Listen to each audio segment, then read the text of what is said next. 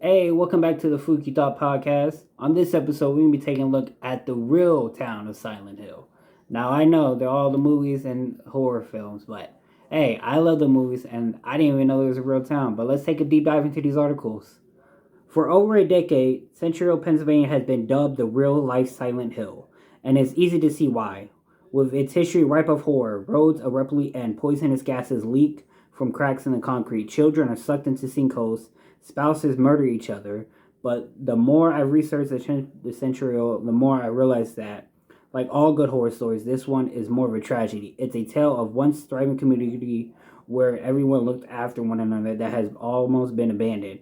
Now dubbed the town that was, truth be told, I just wanted to write about a spooky ghost town and tie it in with one of my favorite video games, but what I found was more interesting, troubling, and bizarre.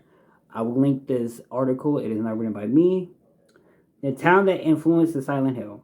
It is a popular misconception that Central was a early influence on Silent Hill. Central only entered the Silent Hill story when the 2006 movie was released, and director Christopher Gaines, along with the screenwriter Roger Avery, noted it as a direct influence, so much that the film's working title was Central to avoid attracting the attention of troublesome Silent Hill fans.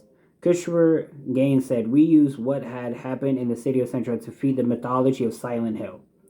Like Central, the movie version of Silent Hill was built over a coal mine. There are direct and indirect references to the coal mine and fire throughout, including attacks from charred children. As with Silent Hill, the fire in Central still burns under the town today. There is no single town or consistent reference pinpointing where Silent Hill is. In fact, from game to game, the suggestion as to a location is intentionally inconsistent. It's most often implied that Silent Hill is in Maine, and yes, there are many Stephen King allusions throughout too. Numerous Silent Hill instruction manuals state it is in New England. In Silent Hill, the novel, Harry wishes he was enjoying the Maine wilderness with his daughter. In Silent Hill 3, Cheryl holds a sign from Portland, Maine, Stephen King's birthplace, and so on. To add to the confusion, some of the locations and maps in the original trilogy was based on the Japanese lakes and surrounding areas of Takwadoko and Tasawaku. Furthermore, in Silent Hill Shattered Memories, Cheryl Mason has a Michigan license plate. Note, too, the Route 66 flag. Then there's the film based on Central, dubbed as Silent Hill, West Virginia, and filmed in Canada. This irregular only adds to the bewilderment and sense of loss one feels in Silent Hill, a place that isn't simply found but is rather somewhere to go to resolve deep-seated trauma. Silent Hill is a world that shifts its shape, molding to the suffering and tragedy the visitor is navigating. Take, for example, the Pyramid Head origin story. He's a manifestation of and a response to James Sutherland's long-standing guilt over his wife's death, a cruel intention of James' psyche. There's a picture here that says, "Warning, danger, underground mine fire." I will put it in the video. The origins of the fire. Back to Central Pennsylvania, an almost abandoned coal mining town that's been on fire since 1962. The first question that probably springs to mind is, how did the fire start? Turns out this isn't terribly easy to answer. In fact, it's a matter of intense debate. The general consensus is that a spark from a burning landfill spread to Central's rich coal deposits. In a twist of cruel irony, the town's main source of revenue became its underdoing. As a consequence, there have been multiple of knock-on effects with echoes of Silent Hill.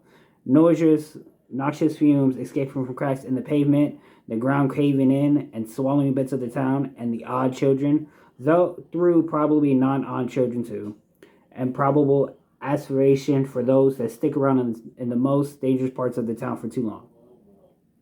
But conspiracy theories reckon it's an inside job, suggesting the government and the private corporations were intentionally infecting and extinguishing the fire so they could drive residents out of Central, seize the land, and profit from the precious anthracite. David DeCote, the author of the most extensive book on the Central fires, Fire Undergo, the ongoing tragedy of the Central mine fire, hasn't found a single hard piece of evidence proving that there was a government conspiracy to take the town's coal. The fire wouldn't be especially difficult to put out, it would have just have been too expensive. By 1981, it had grown so much that trying to extinguish it just by pouring water into the mines would take 20 years of non-stop pumping.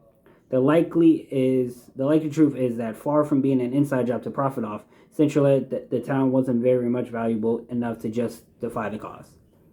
Each attempt followed a tried pattern. Draw up a list of options to extinguish fire, select the cheapest, discover its infective, and or run out of money, repeat.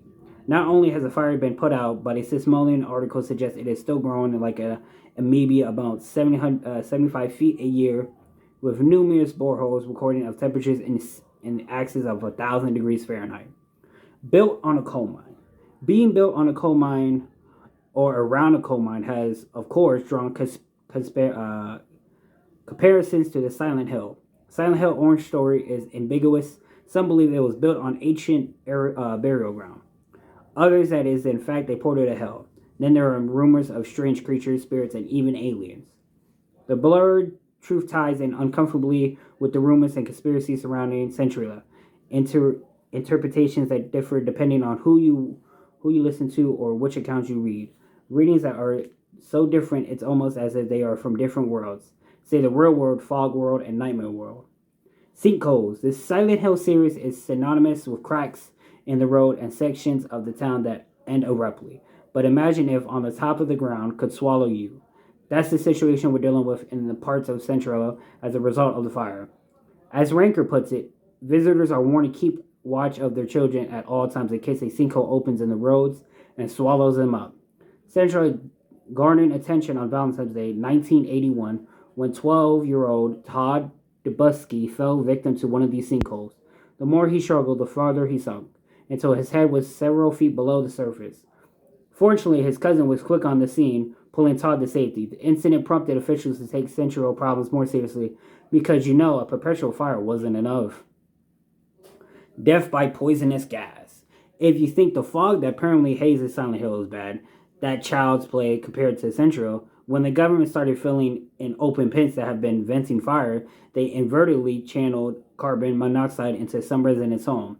To make matters worse, government funding didn't stretch far enough for everyone to get carbon monoxide detectors, so residents were forced to share or go on waiting lists.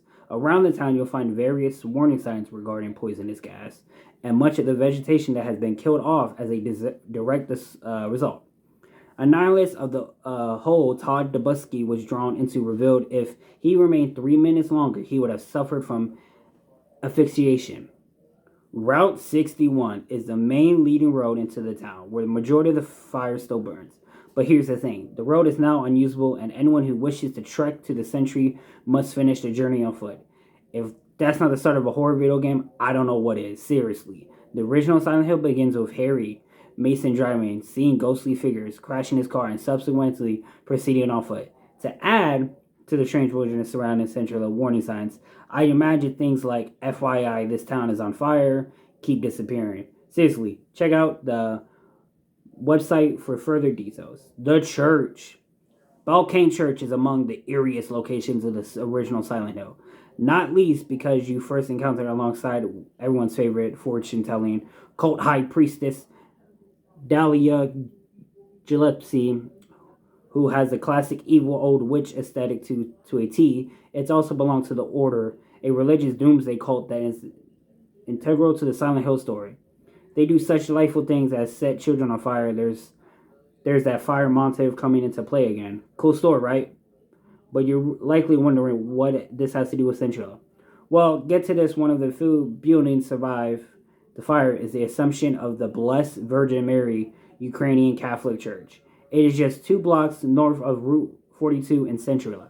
Holds weekly services and still attends by 50 parishioners.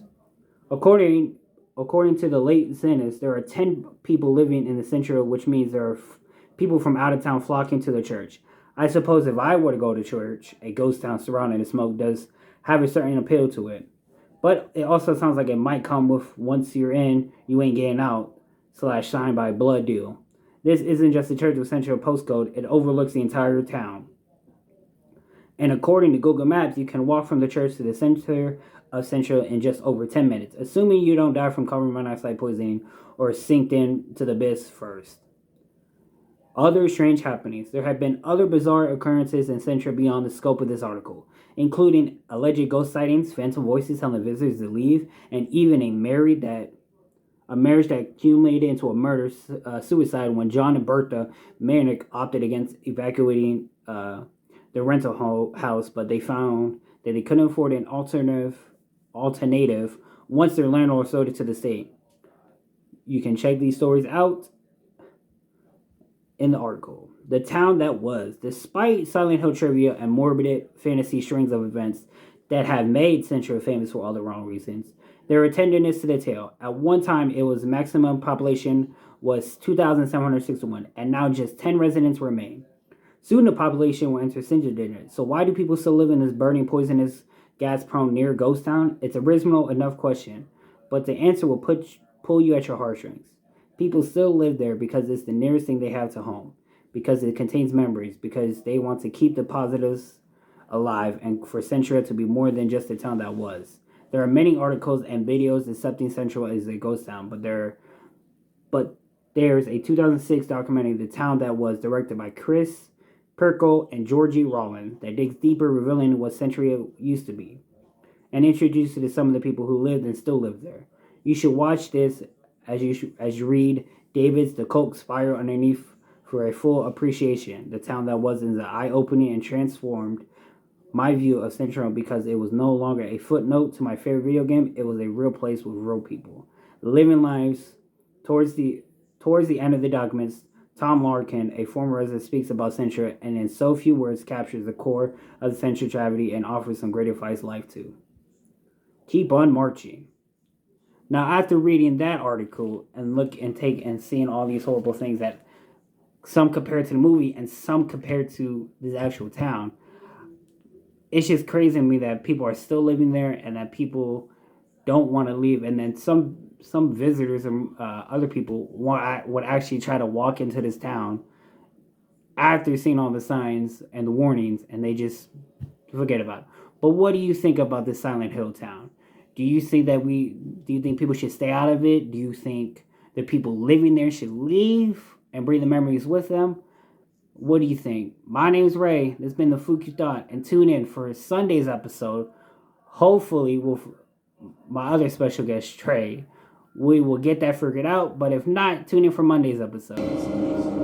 Have a great day.